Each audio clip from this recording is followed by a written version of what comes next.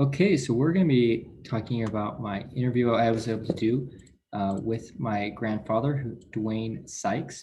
So I was able to interview him. He is 82 years old. A little about him: he got his PhD in agricultural management. He spent many years abroad um, working with Brazil's cattle industry and range development.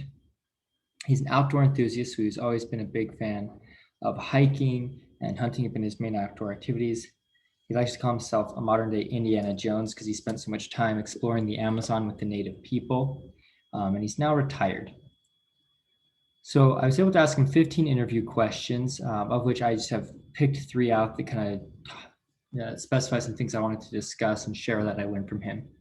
But with these 3 questions, the first one was, tell me about medical care you received and it's been good or bad. My grandpa actually had a really bad accident a couple years ago, and since he was a veteran, he was able to qualify for a lot of the VA stuff. And he's been very pleased with his service at the VA, though it's taken a lot of time. He's felt like he's gotten high quality care, he's had good physicians, and he's been pleased with the cost and the resources that he's had available to him with the VA. As he considers himself getting old, and at what age did he know he was getting old? He didn't consider himself old till he was about 80 years old. He was trying to live life to the max, always traveling, always working and whatnot. And eventually he did have this bad accident, which caused him to retire, put him in the hospital for months, and is when he realized he couldn't do everything that he could when he was young. All right, the last question of, in your estimation, what are keys to successful aging? Really, my grandpa's advice was live however you want. Don't live and act, oh, I'm 80, so I need to act 80.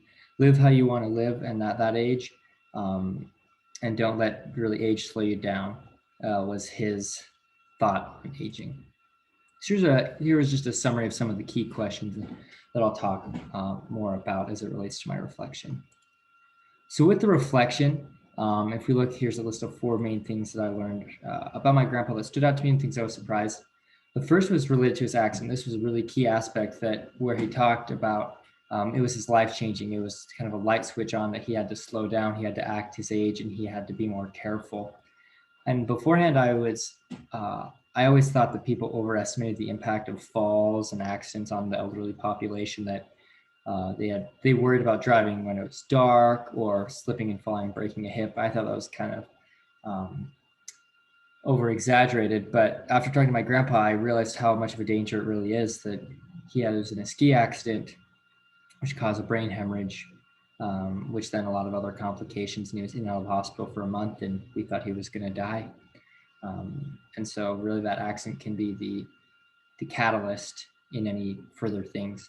And since that accident, he hasn't been the same. He hasn't been able to fully recover. He feels like he can't get up and move as much as he used to. He was pretty active before and it wasn't much of an issue, but now he has a really hard time exercising. And some of his other questions later on about exercise and lifestyle were really impacted by this accident. Second off, technology. So I was very surprised. I was expecting technology to really big impact in my grandpa's life, and though he's had a hard time adjusting to all these technology advances and computer stuff, he doesn't feel like he can fully understand it.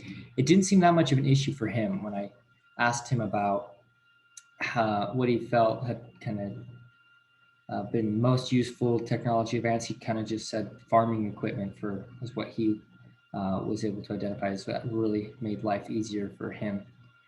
But surprisingly, I thought technology was going to be a bigger one. In 80 years, I feel like the world has developed a lot with all this, much more electronics. Really, a whole new field has emerged since the late 70s and 80s with computers and whatnot.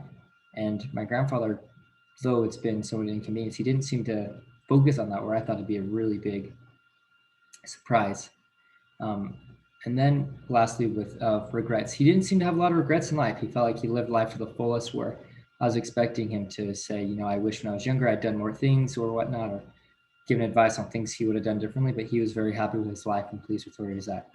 So there's just a few things that I learned from my grandpa in our interview.